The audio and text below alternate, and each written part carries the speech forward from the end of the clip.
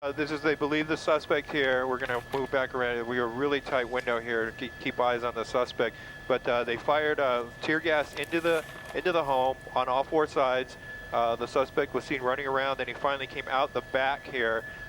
There were two dogs in the backyard. I believe they were canine dogs, but I'm not sure, but it looked like they were canine dogs. The suspect then went down to the ground here and proned out, doesn't look like he has the weapon with him. Don't know if it was left inside or if he threw it out when he came out. Officers now taking him into custody.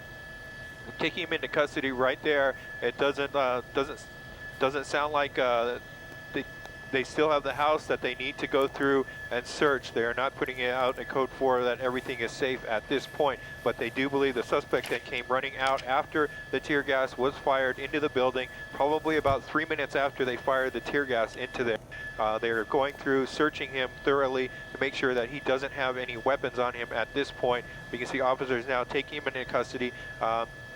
No reports of any other shots fired by other than the tear gas that was put into the house. It sounds like the dogs were, the canine units were sent into the backyard once the suspect did come out of the house. I don't know if he was bitten or not, but the dogs were standing next to him at the point. And then after the dogs backed off, he put his hands on his head as he was lying on the ground. And then about 2 minutes later, they took him into custody. There's some video from earlier when officers were firing that tear gas into the home from the rooftop of the adjoining house right next door. They fired about 6 to 7 rounds of tear gas into the building. That was just on that one side right there. So, and it was sounding like their plan was to fire about 5 to 6 canisters of gas into the house from all four sides of the building there. And then as they did that, officers are reporting that they saw him running around back and forth inside the house,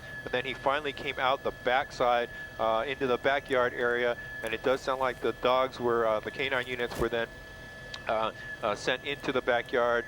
The suspect was then seen on the ground with his hands on his head, and this now coming to an end here. Officers still have to clear the inside of the house to make sure that everything has been taken care of, that there is nobody else inside the house. But right now the officers making entry into the house, but looks like the suspect from the end of that pursuit now being taken into custody here.